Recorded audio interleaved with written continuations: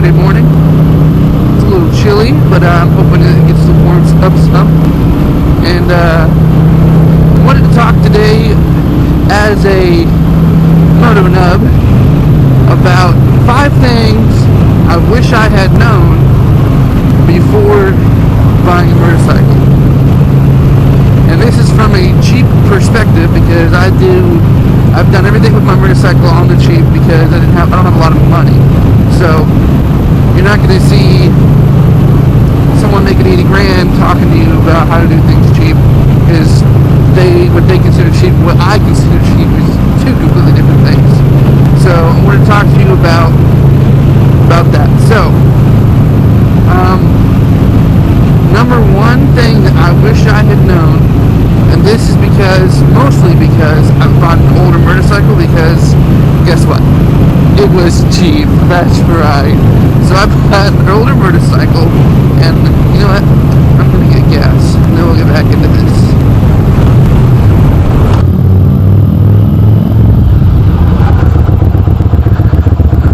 Guesswork.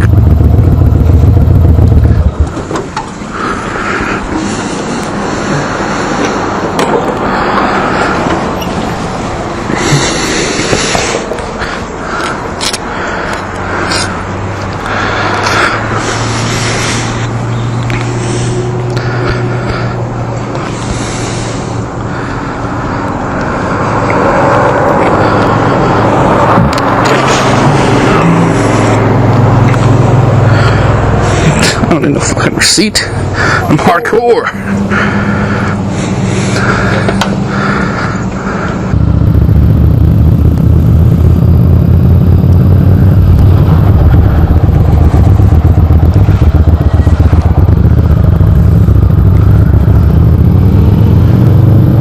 So anyway, I bought an older bike because it was cheaper, and that's how I roll. And it's 22 years old, but it had less than 9,000 miles when I bought it, and it's in good shape, and it sounds good. I'm sure you can tell. And it's a nice bike, you know. So that's what I went with. And the problem with that, with what I'm saying is, because it is older, there are things that happen to it, and when they do happen, it's hard to find a part, and it's expensive as balls. I'm not even joking. Like, I go to the Yamaha dealer to get a key made. You know how many Yamaha dealers I had to go to get a spare key? 6! I had to go to 6 Yamaha dealers in like 3 major cities. That was 4, I'm retarded. 3 major cities to find one that could copy my key for my bike. And yeah, the key I had was fine. I mean, it was, but if it broke or I lost it, then what would I do? You know what I mean? So that's just an example of something I wish I would have known. If you buy an older bike, it's going to be harder to find parts, and they're going to be expensive. Number 2 is that I wish somebody would have told me how important a clutch is. And I'm not like saying like, oh, like they go bad or anything like that, you can drive without them. That's not what I'm trying to get at here. What I'm saying is, like, when I bought this bike, I went from a 250, like I'd ridden a friend's 250 for maybe a couple months, and we're talking like, I didn't ride it every day. I probably rode 2-3 times a week for a couple months. And then this is a 750, and on a 250, clutch isn't really a big deal because it doesn't really have that much get up. At least I was riding a Honda Rebel, and I mean, it was like a 1980 something Honda Rebel too. So I mean, I can't speak for what the new ones are like. I can only speak on what the old ones were like. But the 250 Honda Rebel was not, I mean, you use the clutch obviously for shifting gears, but it didn't have so much power. It was jerking you kind of thing. You know what I mean? Like, you could give it all the fucking throttle you want and then just let the clutch go, and it really wasn't gonna buck you off.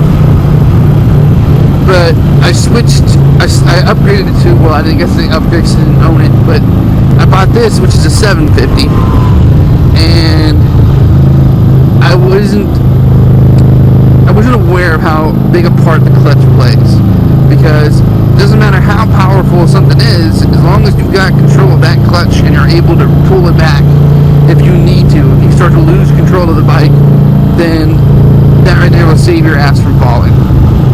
Because I did. I fell twice with this bike when I first bought it. I felt like a fucking tool. Because they're talking about, like, bike's ever been down? He's like, no, not once. I dropped that bitch twice on my way fucking home. I haven't dropped it since, and there was no serious damage done. But still, I mean, I did right in front of this guy. I looked like an asshole, you know? And that was also, brings me to number 3, how important gear is. When I was riding my friend's bike, I lived in Pennsylvania at the time, and there's no helmet law in Pennsylvania. And to my knowledge, no state has a gear law, like as far as jackets go, but a lot of them do have helmet laws. Well, in Pennsylvania there was no helmet law, obviously no gear law, so I used to ride that thing, his Rebel, around in shorts and a t-shirt all the time. And wasn't a big deal because I didn't know better, and 2, it was, like I said, it was a 250, an older 250. It just didn't have the power, and I was taking back roads. So I mean, the max speed I was getting up to was maybe 40 miles an hour. So I mean, you can still fall into shorts and a t-shirt at 40 miles an hour and fuck your world up, especially without a helmet on. But when I bought this, I fell off twice. Once was in the grass at the guy's house, and then once was pulling out from his house on the street. And I was only doing, like, I was going from a stop to pulling out, and I mean, it was just so much more powerful that it just took me. And I fell off, and I got road rash on my knee and on my arm, and I fell on my shoulder, and my shoulder was sore for 2 weeks. So after that, I was like, fuck that. I gotta have at least some kind of gear. I mean, I had a helmet on, because here in West Virginia, there is a helmet law. But I had a helmet on, and I went and I bought the Kevlar jacket with padding in the arms, shoulders, back.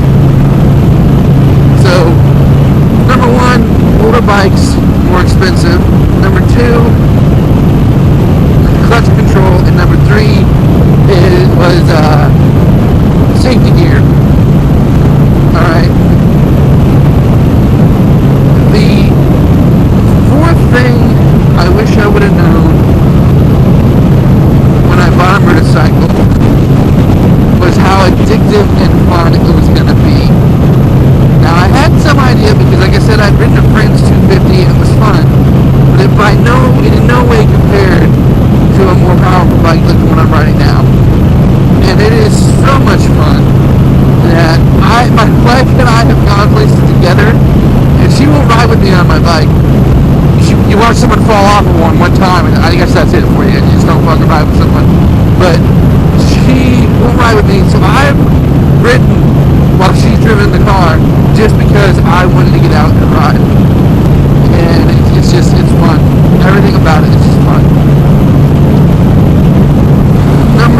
The number 5 thing that I wish I had known before I bought my motorcycle, and this comes down to cost again, I guess it's like a sub-shoot cost or a sub-category of cost, is how much the fucking tires cost. And it's not so much just the tires, because for this bike I can get 2 tires, which obviously would be all I would need for a season or whatever, front and back, and it would run me about between $200 and $300, which is a lot compared to the $200 and $300 I'm spending on my car for 4 tires, but it's just 2. Now, that in itself, that's only one part of the cost of tires. The second part is getting them put on and balanced. Places will charge you $100 to put tires on, or just to balance them in some cases. If you can put the tire on, bring them for balancing, they'll still charge you $100.